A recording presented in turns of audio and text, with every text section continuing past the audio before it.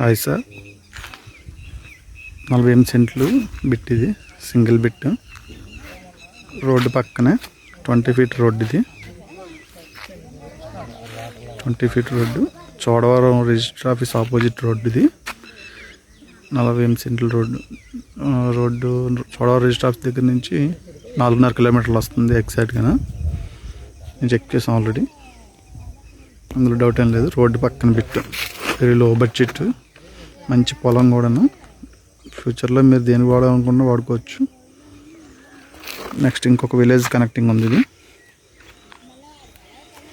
చూడండి, ఈ బిట్ కూడా ఉంది సేల్కి. అది 25 సెంట్లు.